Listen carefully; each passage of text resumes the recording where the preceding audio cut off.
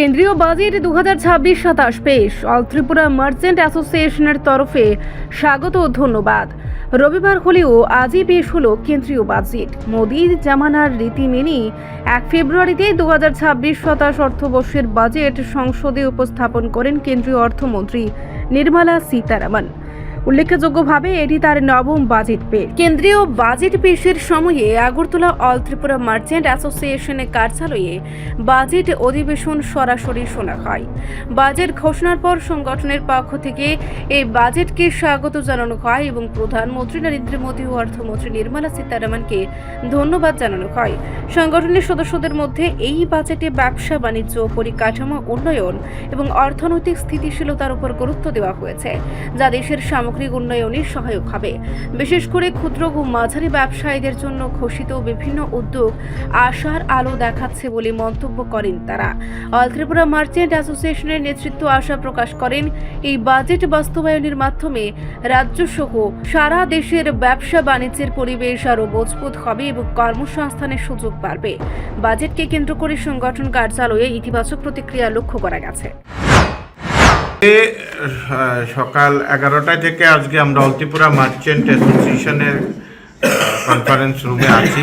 প্রত্যেকবারের মতো এবার যেটা 2026-27-এর যে বাজেট, এখানে আমাদের অল ত্রিপুরা মার্চেন্ট অ্যাসোসিয়েশনের সভাপতি তুষার চক্রবর্তী, আমাদের সহসভাপতি আমাদের মিন্টু কর মহোদয়, জয়েন্ট সেক্রেটারি অভিজিৎ দেব এবং কোষাধ্যক্ষ আমাদের অশোক সাহা এবং আমাদের কালচারাল সেক্রেটারি সজীব শাহ এবং প্রবীণ যিনি আমাদের কাউন্সিলর, আমাদের জওয়াহরলাল বণিক তথা বিভিন্ন উইংস থেকে লোকরা সকাল থেকে এখানে আমরা তাকিয়ে আছি আমাদের ইউনিয়ন বাজেটটা কি হয়।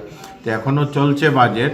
তো যেটা আমরা বুঝতে পেরেছি এখন অবধি এই নিয়ে, যেটা ম্যাডাম সীতারামন ম্যাডাম যিনি FM ফাইন্যান্স মিনিস্টার 9 টাইম আমাদের এখানে এবারে বাজেট কন্টিনিউ পেশ করলেন। এই নিয়ে 9 বার আমরা লক্ষ্য করেছি। লাস্ট যেটা 12 বছর ধরে তো স্থিতিশীল বাজেট হচ্ছে।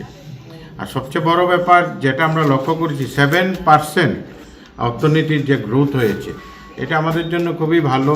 আর বিশেষ করে আমাদের যেহেতু ইন্ডাস্ট্রির ব্যাপারগুলি থাকে, ট্রেডের ব্যাপার থাকে, বায়োফার্মা ক্ষেত্রে 10,000 কোটি টাকা বরাদ্দ করেছে। আপনারা জানেন যে আমাদের দেশ থেকে প্রচুর পরিমাণে আমাদের মেডিসিন রপ্তানি হতো আমেরিকার সঙ্গে, কিছু ব্যাপার থাকার পর ইউরোপ তো পুরোটাই এখন আমাদের মেডিসিন যাচ্ছে, এখান থেকে এক্সপোর্ট করা হচ্ছে।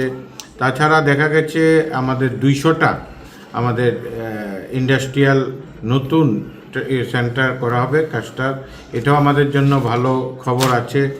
তাছাড়া আমরা লক্ষ্য করেছি সবচেয়ে বড় ব্যাপার যেটা আগেও সেমি কন্ট্রাক্ট, এখানে লাস্ট ইয়ার বাজেটে 27,000 কোটি টাকা ছিল, এবার 40,000 কোটি টাকা বরাদ্দ করেছে। আপনারা জানেন যে ইবি গাড়িগুলো এগুলি সব এখন সারা পৃথিবীতে এগুলি প্রচলন হয়ে গেছে, আমাদের দেশেও ধীরে ধীরে হচ্ছে।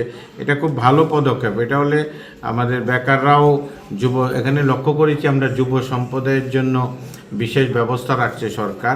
অ্যাকচুয়ালি যেটা বুঝতে পারলাম এখন অবধি, আরও তো বাকি আছে, সবকা সাথ সবকা বিকাশ যে স্লোগানটা আছে মাননীয় প্রধানমন্ত্রীজি, এটাকে সামনে রেখে এই বাজেটটা তৈরি করা হচ্ছে। এখন অবধি আমরা যতটুকু বুঝতে পারি, 3টি ধরুন, আবার কেমিক্যাল পার্কও করা হচ্ছে, অনেক নতুন জিনিস আসতেছে।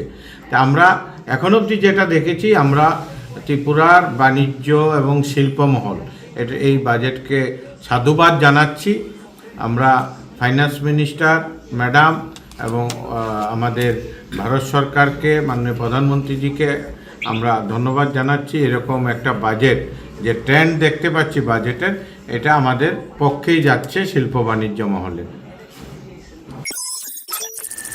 রিপোর্ট সংবাদ প্রতীক্ষা।